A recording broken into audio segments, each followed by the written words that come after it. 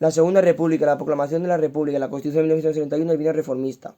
La Segunda República fue el más ambicioso intento de modernización política y social del país. Las tensiones y conflictos apenas se han modernizado, pero sigue siendo un país agrario y rural. Más de la mitad de la población donde sigue dominando la oligarquía. Desembocaron en la sublevación militar que dio origen a nuestra trágica guerra civil.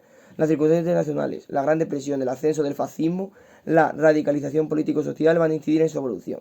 El gobierno provisional, primeras reformas y conflictos, las elecciones y la Constitución. El triunfo electoral y el gobierno provisional se proclamó el 14 de abril de 1931 y el Comité Revolucionario se hizo cargo del poder. En medio del entusiasmo y las esperanzas casi generales, en las elecciones municipales los republicanos lograron la victoria en las capitales de provincia.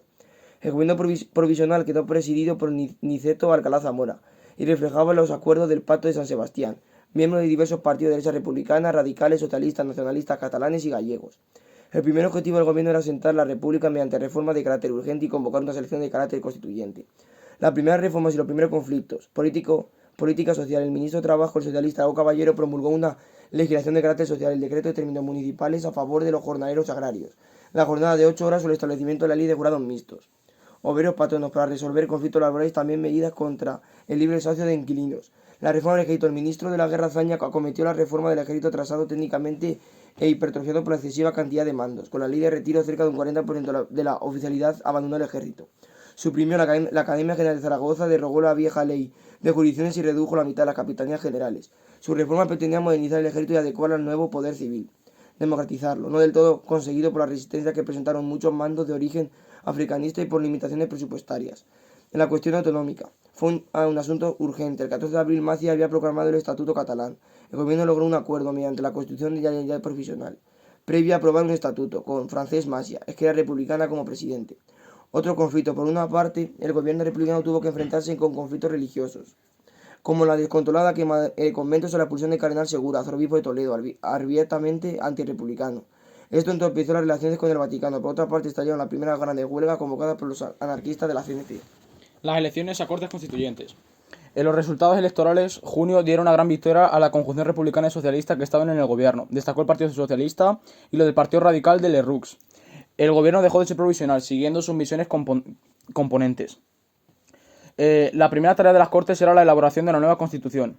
En la Constitución de 1931, rasgos fundamentales. La nueva Constitución fue largamente debatida y se promulgó en diciembre. Características: configuraba un régimen democrático, parlamentario y laico moderno, descentralizado y en que se recogía la función social de la propiedad. Los poderes. El origen de la soberanía era explícitamente del pueblo. La primacía la tenía el poder legislativo, unicameral, representado por el Congreso de los Diputados. Sometido a este se encontraba el poder ejecutivo y el Tribunal Supremo. El presidente de la República contaba con cierto margen para elegir o deponer a jefe del gobierno, pero en determinadas ocasiones podía ser destituido por las Cortes. Existiría el Tribunal de Garantías Constitucionales, máximo órgano del Poder Judicial. El voto. Mediante sufragio universal masculino se elegía a los diputados a Cortes.